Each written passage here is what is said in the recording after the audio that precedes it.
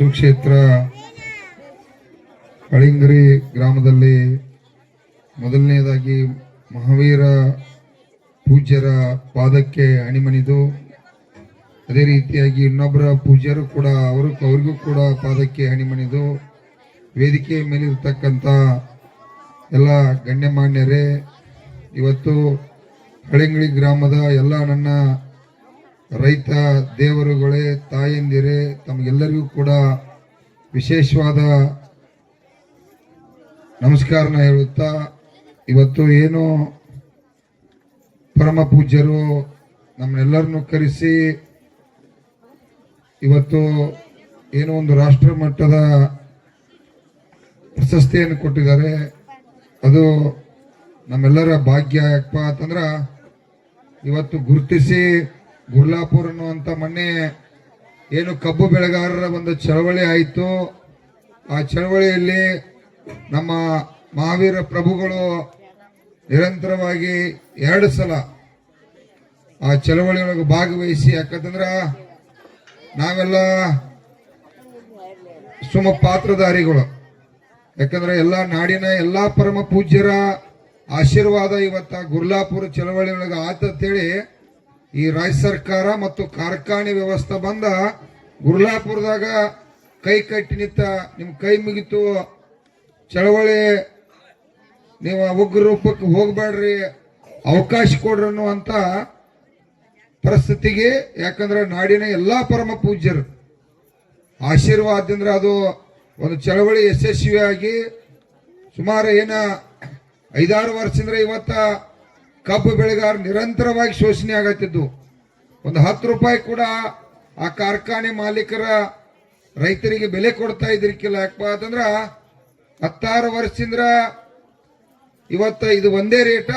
10 ವರ್ಷದೊಳಗೆ ನಮಗೆ ಎಲ್ಲಾ ರೇಟ್ಗಳ ಖರ್ಚ ವೆಚ್ಚ ಇವತ್ತು 3 ಪಟ್ಟು ಜಾಸ್ತಿ ಆಗ್ಯಾವ. ಪೆಟ್ರೋಲ, ಡೀಸೆಲ, ನಾವು ದಿನನಿತ್ಯ ಬಳಸ್ತಕ್ಕಂಥದ ಕೂಲಿ ಇವೆಲ್ಲ ಕೂಡ 3 ಪಟ್ಟು ಹೆಚ್ಚಾಗ್ಯಾವು. ಆದ್ರೂ ಕೂಡ ನಮ್ಮ ರೇಟ ಅಷ್ಟ ಇತ್ತು.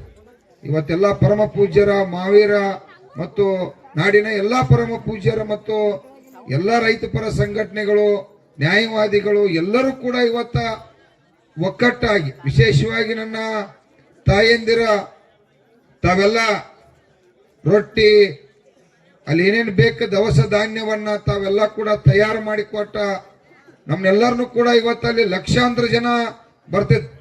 1 ಲಕ್ಷ ಜನ ಕೂಡ್ರೆ 1 ಲಕ್ಷ ಜನ ಮಹಾಪ್ರಸಾದ ತಾವೆಲ್ಲ ಅಳಿಂಗರಿ ಗ್ರಾಮ ಇರಬಹುದು, ನಾಡಿನ ಎಲ್ಲ ರೈತ ದೇವರುಗಳ ಆಶೀರ್ವಾದದಿಂದ ಲಕ್ಷಾಂತರ ಜನ ಅಲ್ಲಿ ಊಟ ಮಾಡ್ತಿತ್ತು.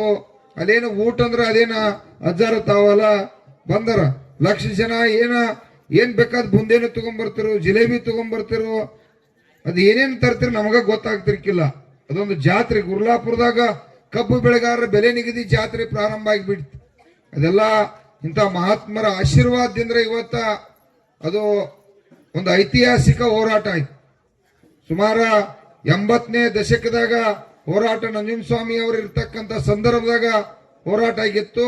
ಆ ಹೋರಾಟ ಮರಳಿ ಮತ್ತ ಗುರ್ಲಾಪುರದಲ್ಲಿ ಎಲ್ಲಾ ಪರಮ ಪೂಜ್ಯರ ಆಶೀರ್ವಾದದಿಂದ ಒಂದು ದೊಡ್ಡ ಚಳವಳಿ ಆಗಿ ಕಾರ್ಖಾನೆಯವರ ನಾವು 10 ರೂಪಾಯಿ ಕೊಡಕ್ಕಾಗುದಿಲ್ಲ ಅನ್ನುವಂತ ಸಂದರ್ಭ ಇತ್ತು.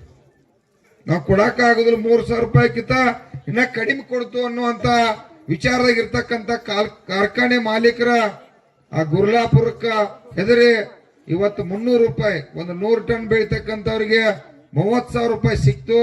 1000 ಟನ್ ಬೆಳಿತಕ್ಕಂಥವ್ರಿಗೆ 3 ಲಕ್ಷ ರೂಪಾಯಿ ಕೂಡ ಲಾಭ ಆಯ್ತು. ಅದು ತಮ್ಮೆಲ್ಲ ರೈತ ದೇವರುಗಳ ಆಶೀರ್ವಾದ, ತಾಯಂದರ ಆಶೀರ್ವಾದ, ತಾವೆಲ್ಲ ಕೂಡ ಒಕ್ಕಟ್ಟಾಗಿ ಬೆಂಬಲವಾಗಿ ಕೊಟ್ರಿ. ಇದಿಷ್ಟಕ್ಕ ಸೀಮಿತ ಆಗಬಾರ್ದು. ಇದು ಇನ್ನ ಇದರ 100 ಪಟ್ಟು ನಾವೆಲ್ಲ ಆರ್ಥಿಕವಾಗಿ ಪ್ರಬಲ ಆಗ್ಬೇಕಾಗೈತಿ. ಎಲ್ಲಾ ಬೆಳೆಗಳಿಗೂ ರೇಟ್ ಸಿಗ್ಬೇಕಾಗೈತಿ. ನಾವು 3,300 ರೂಪಾಯಿ ನಮ್ಮ ರೇಟ್ ಅಲ್ಲ, ಒಂದು ಟನ್ನಿಗೆ 5,500 ರೂಪಾಯಿ ಕಬ್ಬಿನ ಬೆಲೆ ಸಿಗಬೇಕಂತೇಳಿ ನಮ್ಮ ಹೋರಾಟ ಐತಿ. ಯಾಕಂತಂದ್ರ ಒಂದು ಟನ್ ಕಬ್ಬಿಗೆ ಗೌರ್ಮೆಂಟ್ಗೆ 5,000 ರೂಪಾಯಿ ಟ್ಯಾಕ್ಸ್ ಹೋಗ್ತೈತಿ, ರಾಜ್ಯ ಸರ್ಕಾರಕ್ಕೆ 5,000 ಹೋಗ್ತೈತಿ, ಕೇಂದ್ರ ಸರ್ಕಾರಕ್ಕೆ 5,000 ರೂಪಾಯಿ ಹೋಗ್ತೈತಿ. ಅದ್ರೊಳಗಿಂದ ಅವ್ರೊಂದ್ 1,000 ಇವ್ರೊಂದ್ 1,000 ರೂಪಾಯಿ ಕೊಟ್ರಪ್ಪ ಅಂತಂದ್ರ ಎಷ್ಟಾತ್ರಿ? 5,000 ಆತ್. ಈ ಕಾರ್ಖಾನೆ ಅವ್ರು 3,500 ಕೊಟ್ರಂದ್ರ 5,500 ರೂಪಾಯಿ ಆತ್. ನಿಮ್ಗೆ ಯಾಕ ಈ ಚಿಂತನೆಯನ್ನು ನಾವು ಇವತ್ತ ಹಚ್ಕೋಬೇಕಾಗೈತಿಪ್ಪ ಅಂತಂದ್ರೆ ನೀವು ಅಭ್ಯಾಸ ಮಾಡ್ರಿ. ನಾನು ಕೂಡ ಬಿಜೆಪಿಗೆ ಓಟ್ ಹಾಕಿನು, ಕಾಂಗ್ರೆಸ್ಗೂ ಓಟ್ ಹಾಕಿನು, JDSಗೂ ಓಟ್ ಹಾಕಿದು, ನಮ್ಮ ದೇವರು ಅವರು ಕೂಡ ಹಾಕಿದಾರೆ, ಎಲ್ಲರೂ ಕೂಡ ಹಾಕಿದು. ಮೊನ್ನೆ ಗುರ್ಲಾಪುರದಾಗ ಅಜ್ಜರ ನಾವು ಹೋರಾಟ ಮಾಡಿದ್ವು. ಬಿಜೆಪಿ ಕಾಂಗ್ರೆಸ್ ಎಲ್ಲರೂ ಶಾಸಕರು, ಕಾರ್ಖಾನೆಗಳಾದ್ರು, MLA ದರು.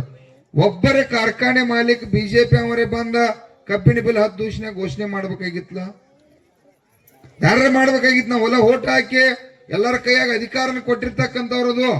ಅವ್ರು ವಿಚಾರ ಮಾಡ್ರಿ ಏನಂತಂದ್ರ, ವೋಟ್ ಬ್ಯಾಂಕ್ ಈ ಚುನಾವಣೆ ಈ ವಿಚಾರ ಬೇರೆ. ಮಂದಿ ಓಟ್ ಹಾಕ್ತಾರ, ಅವ್ರು 1000 ಕೊಟ್ರ ಬಿಸಿನೆಸ್ ಹತ್ತಿದ, ನಾವೆಲ್ಲರೂ ಹೊಂದಾಣಿಕೆ ಆಗೋಣ ಅಂತೇಳಿ ದಿವ್ಸಕ್ಕೆ 10 ಸಲ ಹೊಂದಾಣಿಕೆ ಆಗಿ ಮೀಟಿಂಗ್ ಮಾಡ್ತಾರೆ. ಅವ್ರು 10 ರೂಪಾಯಿ ಕೊಡಬಾರ್ದು ಅಂತೇಳಿ. ಮತ್ ನಮ್ಮ ಕಬ್ಬ ಇದು ಬಿಸಿನೆಸ್ ಅಲ್ಲ. ಈ ಕಬ್ಬಿನ ಮೇಲೆ ನಾವು ಅವಲಂಬನೆ ಆಗಿ ನಮ್ಮ ಲಕ್ಷಾಂತರ ಕುಟುಂಬಗಳು ಇವತ್ತ ಬದುಕಾತು. ನಮಗ ಹಾಕಿರ್ತಕ್ಕಂಥ ಭೂಮಿಯೊಳಗೆ ರಕ್ತ, ಬೆವರ, ಬೀಜ ಸುರಿಸಿ ಅದನ್ನ 12 ತಿಂಗಳು ಜಪಾನ್ ಮಾಡಿ ನಾವು ಮತ್ತೆ ಒಕ್ಕಟ್ಟಾಗ್ಲಿಲ್ಲ ಅಂದ್ರ, ಅವ್ರು ಬರೀ 80 ಮಂದಿ ಇದಾರ, ಅವ್ರೆಲ್ಲರೂ ಒಕ್ಕಟ್ಟಾದ್ರ ಅದರ ನಾವು ಕೋಟ್ಯಾಂತರ ಜನ. ಅದು ನಮಗೆ ಯಾಕ ಪಕ್ಷ ಬೇಕಾಗೈತೆ? ಕಬ್ಬು ಇರ್ಲಿ, ಭತ್ತ ಇರ್ಲಿ, ರಾಗಿ ಇರ್ಲಿ, ತೊಗರಿ ಇರ್ಲಿ, ಜೋಳ ಇರ್ಲಿ, ಏನ್ ಬೇಕಾದಿರ್ಲಿ, ನಾವೆಲ್ಲರೂ ಅವ್ರು ಹೆಂಗ ಒಕ್ಕಟ್ಟಾಕರ್ರಿ? ನಾವೆಲ್ಲ ರೈತ ದೇವರುಗಳು ಒಕ್ಕಟ್ಟಾಗಿ 1 ಕೋಟಿ ಜನ ಒಂದು ತಂದಲ್ಲಿ ಸೇರ 5,500 ರೂಪಾಯಿ ಕಬ್ಬಿನ ಬಿಲ್ ಹಾಕೈತಿ.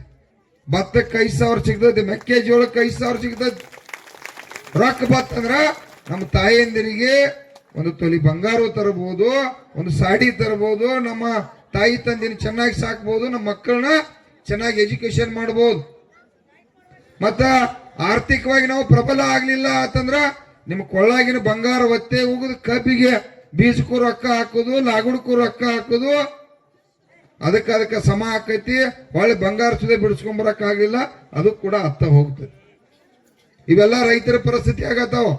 ಇದೆಲ್ಲ ಬದಲಾವಣೆ ಆಗ್ಬೇಕಪ್ಪ ಅಂತಂದ್ರ ಅವ್ರು ಹೆಂಗ ಒಕ್ಕಟ್ಟಾಕರೋ ಪಕ್ಷ ಬಿಟ್ಟ ನಾವೆಲ್ಲರೂ ವೋಟ್ ಹಾಕ್ರಿ. ನೀವು ಬಿಜೆಪಿಗರೆ ಹಾಕ್ರಿ, ಕಾಂಗ್ರೆಸ್ ಕರೆ ಹಾಕ್ರಿ, JDS ಕರೆ ಹಾಕ್ರಿ, ಅದು ಅನಿವಾರ್ಯ ಐತಿ, ಯಾರಿಗಾರ ಹಾಕ್ಲೇಬೇಕಾಗಿತ್ತು. ಕಬ್ಬ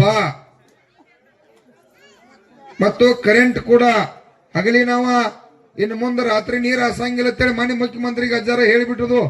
ನಾವ್ಯಾಕೆ ಹಾಸ್ಬೇಕು? ರಾತ್ರಿ ಮುಖ್ಯಮಂತ್ರಿ ನಿದ್ದೆ ಮಾಡ್ತಿರ್ತಾನೆ, ರಾತ್ರಿ 2 ಗಂಟೆಕ 12 ಗಂಟೆಕ.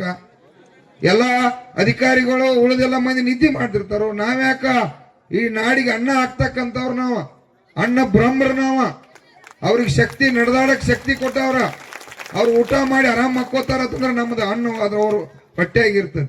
ಮತ್ತವ್ರ ಆರಾಮ್ ಸರಿ ರಾತ್ರಿ ಮಕ್ಕೋದು ನಾವ, ನಮ್ಮ ಮಕ್ಕಳ ಕುಟುಂಬ ಬಿಟ್ಟು ನಾವು ಕರೆಂಟ್ ಡಬ್ಬ್ಯಾಗಿರುದಲ್ಲಿ. ಉಳಿದ್ರ ಹೊಳ್ಳಿ ಮಣಿಗೆ ಬರೋರ, ಇಲ್ಲಾಂದ್ರೆ ಅಲ್ಲೇ ಉಳಿದ್ರೆ ಶಿವಾಯನ್ಮ. ನಾವ್ಯಾಕೆ? ಅದಕ್ಕಾಗಿ ಮುಖ್ಯಮಂತ್ರಿಗೆ ಮಣ್ಣಿ ಹೇಳಿಬಿಟ್ಟಿದೀವಿ, ಹಗಲಿ 12 ತಾಸು ಕಡ್ಡಾಯವಾಗಿ ಕರೆಂಟ್ ಅನ್ನು ಕೊಡಬೇಕು. 3 ಪೀಸ್ ಕೊಡಬೇಕು, ರಾತ್ರಿ ಸಿಂಗಲ್ ಪೀಸ್ ಕೊಡಬೇಕು. ಎಲ್ಲಾ ಬೆಳೆಗಳಿಗೂ ಯೋಗ್ಯವಾದ ರೇಟ್ ಕೊಡಬೇಕು. ಹಾಲಿಗೆ 100 ರೂಪಾಯಿ ರೇಟ್ ಕೇಳಿದ್ರು ಅಜ್ಜರ. ಯಾಕಂತಂದ್ರ ಹಾಲದೇನ ಇಷ್ಟ ಮೇವು ತಂದು ಉಗಿದ್ರೆ ಹಿಂಡುದಿಲ್ಲ, ಸತ್ತ ಹೋಗ್ತೈತೆ. ಅದ ಇಷ್ಟ ಮೇವು ತಂದ್ರ 61 ವರಿ, ಮಧ್ಯಾಹ್ನ 1 ವರಿ, ಸಂಜೆಕ್ 1 ವರಿ, ಹಿಂಗ 3 ವರಿ ಮೇವು ತಂದಾಗ 4 ಲೀಟರ್ ಹಿಂಡದತ್ತೆ. ಮತ್ತದ 40 ರೂಪಾಯಿ ಆದ್ರೆ 400 ರೂಪಾಯಿ ಆಯ್ತು. ಅದಕ್ಕೆ ಹಿಂಡಿ ಅದಕ್ಕೆಲ್ಲ ಬಂಡವಾಳ ಕೂಡಿ ಅದು 10 ರೂಪಾಯಿ ಕೂಡ ಅದರ ಪಗಾರ ಬೀಳುದಿಲ್ಲ ನಮಗೆ. ಆ ಉದ್ದೇಶಕ್ಕಾಗಿ ಮುಖ್ಯಮಂತ್ರಿ ಅವ್ರಿಗೆ 100 ರೂಪಾಯಿ ಲೀಟರ್ ಹಾಲು ಆಗ್ಬೇಕಂದಾಗ ಮತ್ತೆ 2 ರೂಪಾಯಿ ಅಷ್ಟೇ ಏರಿಸ್ಯಾರ ಅವರು, ಪುಣ್ಯಾತ್ಮ. ಇವೆಲ್ಲ ಹಲವಾರು ವಿಚಾರಗಳು ಇವತ್ತ ನಮ್ಮದು ನಾವು ಬಾಳೆ ಚಿಂತೆ ಮಾಡ್ಬೇಕಾಗೈತೆ. ಇನ್ನು ಮುಂದ ನೀವು ಇನ್ನೊಬ್ರದ್ದು ಮಾತಾಡೋದು ಬಿಡ್ರಿ. ಈ ಹುಡುಗರೆಲ್ಲ ನಮ್ಮ ಫೇಸ್ಬುಕ್, ವಾಟ್ಸಪ್ ಇದ್ದವ್ರ ಹೊಲದಾಗ ಕಳಿಗೆ ಇರುದು, ಕಸ ತೆಗೆದು, ಕಳೆ ಕೀಳುದು, ಅಲ್ಲೇನು ನಮ್ಮ ತಾಯಿಯಂದಿರು ದುಡಿತಾರೋ ತಾವು ದುಡಿತೀರಿ, ನಾವು ದನ ಹಿಂಡುದು, ದನಕ್ಕೆ ಮೇವು ತಂದು ಉಗಿದು, ಇಂಥವೆಲ್ಲ ವಾಟ್ಸಪ್ದಾಗ ಹಾಕ್ರಿ. ಯಾರ್ಯಾರೋ ತುಡುಗರದ ವಾಟ್ಸಪ್ದಾಗ ಹಾಕಿ ಜಗತ್ತು ನೋಡುವಂಗ ಮಾಡ್ಬೇಡ್ರಿ. ನೀವ ಈ ಭೂಮಿ ಇವಾಗ ರಕ್ತ ಬೆವರ ಸುರಿಸಿ ನಾಡಿಗೆ ಅನ್ನ ಹಾಕತ್ರಿ, ಅದನ್ನ ಅವ್ರು ನೋಡ್ಬೇಕ. ಅವ್ರಿಗೆ ಗೊತ್ತಿಲ್ಲದ ಕಬ್ಬ ಇದು ಬೆಲ್ಲ ಹಿಂಗ ಬರ್ತತಿ, ಸಕ್ಕರೆ ಹಿಂಗ ಬರ್ತತಿ, ಮೆಕ್ಕೆಜೋಳ ಹಂಗ ಬರ್ತತಿ, ಅವ್ರು ಹಂಗ ತಿಳ್ಕೊಂಡ್ಬಿಟ್ಟಾರ. ಅವ್ರಿಗೆ ಗೊತ್ತಿಲ್ಲ ಇದಕ್ಕೆ ಇಷ್ಟೆಲ್ಲ ತ್ರಾಸಾಗಿ ಅದನ್ನ ಕೂಶಿನಾಗಿ ಜಪಾನ್ ಮಾಡಿ ಅದನ್ನ ಕಾಳ ಮಾಡಿ ರಾಶಿ ಮಾಡಿ ನಾಡಿನ ಜನರಿಗೆ ಅನ್ನ ಹಾಕ್ತು ಅನ್ನುವಂತ ಕಲ್ಪನಾ ಅವ್ರಿಗಿಲ್ಲ. ಆ ಕಲ್ಪನಾ ಬರ್ಬೇಕಂದ್ರ ನಾವು ಬಹುಸಂಖ್ಯಾತರದು ಈ ದೇಶದಾಗ ಭೂಮಿ ಒಳಗೆ ಹೆಚ್ಚದು, ಜನಸಂಖ್ಯೆ ಒಳಗೆ ಹೆಚ್ಚದು ರೀ, ಮತದಾನ ಒಳಗೆ ಹೆಚ್ಚದು. ಅಮ್ಮಾಚಿ ಅರ್ಧ ಗಂಟೆಗೊಬ್ಬ ಈ ದೇಶದಾಗ ರೈತ ಆತ್ಮಹತ್ಯೆ ಮಾಡ್ಕೋತಾನ, ಬೇರೆ ಯಾವುದೋ ಕುಟುಂಬ ಸಾಯ್ತಾ ಇಲ್ಲ. ಅಂದಾಣಿ ವಿಜಯ ಮಲ್ಯನ್ ಅಂತವ್ರು ಯಾರು ಸಾಯ್ತಾ ಇಲ್ಲ. ಯಾಕೆ ಕಾರ್ಖಾನೆ ಮಾಲೀಕರು ಸತ್ತಿಲ್ಲ? ನಾವ ನಾಡಿಗೆ ಎಲ್ಲದ್ರೊಳಗೆ ಹೆಚ್ಚಿದ್ದ ಈ ಕಾರ್ಯಾಂಗ ಮತ್ತು ನ್ಯಾಯಾಂಗ ಶಾಸಕಾಂಗ ಈ ಸ್ವತಂತ್ರ ಸಿಕ್ಕ ಮೇಲೂ 79 ವರ್ಷ ಇವತ್ತಿನವರಿಗೆ ಅರ್ಧ ಗಂಟೆಗೊಬ್ಬ ನಮ್ಮ ಅಂತಮ್ ಸಾಯ್ತಾನ. ಯಾಕೆ ಸಾಯ್ತಾನೋ? ತನ್ನ ಕುಟುಂಬನ ಬದುಸಕ್ ಆಗ್ತಾ ಇಲ್ಲ ಅನ್ನೋ ಕಾರಣಕ್ಕೆ. ಬೆಳೆದಂತ ಬೆಳೆ ಇಲ್ಲ. ಅದಕ್ಕಾಗಿ ಇವೆಲ್ಲ ವಿಚಾರ ಮಾಡ್ರಿ. ನಿಮ್ ಬಾಳೆ ಬದಲ ಸಿದ್ದರಾಮಯ್ಯನ ಏನ್ ಮಾಡುದಿಲ್ಲ, ನರೇಂದ್ರ ಮೋದಿನೂ ಮಾಡುದಿಲ್ಲ, ಕುಮಾರಸ್ವಾಮಿನೂ ಮಾಡುದಿಲ್ಲ, ಈ 224 ಮಂದಿ ಉದ್ಧಾರ ಮಾಡುದಿಲ್ಲ. ನಿಮ್ಮ ಬಾಳೆಹಣ್ಣ ನಮ್ಮ ಬದುಕು ಹಾಳಾಗತ್ತತಿ, ನಮ್ಮ ಕುಟುಂಬ ಬೀದಿಗೆ ಬರತಾವು. ಇನ್ನು ಮುಂದೆ ನಾವು ಎಲ್ಲಾ ನಾಡಿನ ನನ್ನ ಎಲ್ಲಾ ರೈತ ದೇವರುಗಳು, ರೈತ ತಾಯಂದಿರ ದೇವರುಗಳು ನಾವು ಒಕ್ಕಟ್ಟಾಗಿ ಕೋಟ್ಯಾಂತರ ಜನ ಏನಾರು ಬೀದಿಗೆ ಬಂದ್ರೆ ಮಾತ್ರ ನಮ್ಮ ಕುಟುಂಬಗಳು ರಕ್ಷಣೆ ಆಕ್ಕಾವ ಅಂತ ಹೇಳಿ ನಮಗ ಮಾತಾಡ್ಲಿಕ್ಕೆ 2 ನಿಮಿಷ ಅಂದ್ರೆ ಆದ್ರೂ ಅದ ರೈತ ಸಂಘ ಅಂದ್ರೆ ಅಜ್ಜರ ಆಶೀರ್ವಾದ ಇದ್ರೆ ಹಂಗ ಬರೋದು ಅದ್ ಒಳಗೆ ಇರ್ತೈತಿ. ಅದಕ್ಕಾಗಿ ತಾವೆಲ್ಲ ಒಕ್ಕಟ್ಟಾಗ್ರಿ.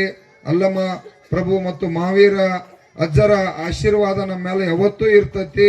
ಅವ್ರಿಗೆ ಎಷ್ಟು ಕಲ್ಪ ಅಂತಂದ್ರ ನಾವು ಯಾರನ್ನೂ ಕರೆದೇ ಇಲ್ಲ. ಗುರ್ಲಾಪುರದಾಗ ಚಳವಳಿಗೆ ನಾಡಿನ ಎಲ್ಲಾ ಪರಮ ಪೂಜ್ಯರು ಸಿರ್ಸಲ್ಲಿ ಮಲ್ಲಿಕಾರ್ಜುನ ಗುರುಗಳು ಕೂಡ ಬಂದ್ರು, ಮಗಳು ಕೂಡ ಅಜ್ಜಾರ ಹಿಡ್ಕೊಂಡು ಎಲ್ಲಾ ಪರಮ ಪೂಜ್ಯರು. ಅದು ಯಾಕಂದ್ರೆ ಗೊತ್ತೈತ್ರಿ ಅವ್ರಿಗೆ ರೈತರ ಕಡೆ ಇವತ್ತು ಹಣ ಇತ್ತಪ್ಪ ಅಂದ್ರ ನಮ್ಮ ಮಠ ಅನ್ನದಾಸೋಹ ನಡೀತಾವು ಅನ್ನುವಂಥದ್ದು ಕೂಡ ಅವ್ರಿಗೆಲ್ಲರಿಗೂ ಸಂಕಲ್ಪ. ರೈತ ದೇವರುಗಳು ಅವ ಅನ್ನ ಬ್ರಹ್ಮರ ಬೀದಿಗೆ ಬಂದರು, ನಮ್ಮದೇನು ಕೆಲಸ ಅಂತೇಳಿ ಎಲ್ಲಾ ಪರಮ ಪೂಜಾರಿನ ಬಂದ್ರು ಕೂತ್ರ. ಅವಾಗ ಸಿದ್ದರಾಮಯ್ಯನು ಅಂಜಿದ, ಕಾರ್ಖಾನೆ ಮಾಲೀಕರು ಅಂಜರು, ನರೇಂದ್ರ ಮೋದಿ ಕೂಡ ಅಂಜರು. ಅದಕ್ಕಾಗಿ ತಾವೆಲ್ಲರೂ ಗಟ್ಟಿಯಾಗಿರ್ರಿ. ನೀವೆಲ್ಲ ಯುವಕರ ಬದಲಾವಣೆ ಆಗಿ ಎಲ್ಲಿ ಹೋರಾಟ ಇರ್ತೈತಿ ನಮ್ದ ಮಾತಾಡಕ್ ಕಲೀರಿ. ಮುಂದ ನಮ್ಮ ಕೈಪಲ್ಯಗೆ ಹೆಂಗ್ ರೇಟ್ ಸಿಗಬೇಕು, ನಮ್ಮ ಜೋಳಕ್ಕೆ ಹೆಂಗ್ ಸಿಗಬೇಕು, ಉಳ್ಳಾಗಡ್ಡಿಗೆ ಹೆಂಗ್ ಸಿಗಬೇಕು, ಎಲ್ಲಾ ರೀತಿಯಿಂದ ನಮ್ಮದು ನಾವು ಮಾತಾಡಕ್ ಕಲಿಬೇಕು. ಈ ರೇಟ್ ಸಿಗುವವರೆಗೆ ನಮ್ಮ ಬದುಕಿಗೆ ರಕ್ಷಣೆ ಇಲ್ಲ. ಆ ರೀತಿ ಒಳಗೆ ನೀವು ಕೂಡ ಕೆಲಸ ಮಾಡೋಣ ಅಂತೇಳಿ ನಮ್ಮನ್ನ ಇಲ್ಲಿ ಕರೆಸಿ ಮಹಾವೀರ ಗುರುಗಳ ಸನ್ಮಾನಿಸಿದ್ದಕ್ಕಾಗಿ ಮತ್ತು ಪ್ರಶಸ್ತಿ ಕೊಟ್ಟಿದ್ದಕ್ಕಾಗಿ ಮತ್ತು ಪೂಜ್ಯರಿಗೆ ಮತ್ತು ನನ್ನೆಲ್ಲ ಈ ಗ್ರಾಮದ ರೈತ ದೇವರುಗಳಿಗೆ ವಿಶೇಷವಾದ ಧನ್ಯವಾದ ಹೇಳ್ತಾ ನಾನು ಮಾತು ಮುಗಿಸ್ತೀನಿ. ನಮಸ್ಕಾರ. ಒಂದು ಕಾರ್ಯಕ್ರಮದಲ್ಲಿ ನಮ್ಮ ಅಜ್ಜಾರ ಒಂದು ವಿಶೇಷವಾಗಿರ್ತಕ್ಕಂಥ ಒಂದು ಪ್ರವಚನದಲ್ಲಿ ಮಾಂತೇಶ್ ಅವರ ಹೆಸರನ್ನ ಮೊದಲು ತಗೊಂಡ್ರು. ನಾ ಇಲ್ಲಿ ಎದಕ್ ಬಂದಪ್ಪ ಅಂತಂದ್ರ ಮಾಂತೇಶ್ ಅವರನ್ನ ಕರ್ಕೊಂಡ್ ಬಂದ್ರು ಅಂತ ಹೇಳಿದ್ರಿ. ಯಾ ಅಜ್ಜಾರ ಅದು ಗೊತ್ತತ್ರಿ? ದಿಂಗಾಲೇಶ್ವರ ಅಜ್ಜಾರ್. ಯಾಕಂದ್ರ ಅಂತ ಒಂದು ದೊಡ್ಡ ದೊಡ್ಡ ಮಹನೀಯರ ಬಾಯಲ್ಲಿ ಅವ್ರ ದಾರಪ್ಪ ಅಂತಾರೆ ಅವ್ರ ಕಾರ್ಯ ಬಹಳ ದೊಡ್ಡದ. ಅಂತ ಮಹನೀಯರಿಗೆ ಒಂದು ಜೋರಾದ ಚಪ್ಪಾಳೆಯ ಅಭಿನಂದನೆಗಳು ಬರಲಿ, ಚಪ್ಪಾಳೆಯ ಅಭಿನಂದನೆಗಳು ಬರಲಿ. ಅವರ ಒಂದು ಕಾರ್ಯ ಇದೇ ರೀತಿಯಾಗಿ ನಮ್ಮ ಊರಿಗೆ ಮಾತ್ರವಲ್ಲ, ನಮ್ಮ ನಾಡು ನಮ್ಮ ರಾಷ್ಟ್ರಕ್ಕೂ ಕೂಡ ಅವರ ಸೇವೆ ಇರಲಿ, ಅಲ್ಲಂ ಪ್ರಭುವಿನ ಆಶೀರ್ವಾದ ಅವರ ಮೇಲೆ ಇರಲಿ ಅಂತ ಹೇಳ್ತಾ ಅವರಿಗೂ ಕೂಡ ಚಪ್ಪಾಳೆಯ ಅಭಿನಂದನೆಗಳು, ಅಭಿನಂದನೆಗಳು, ಅಭಿನಂದನೆಗಳು. ಹಾಗೆ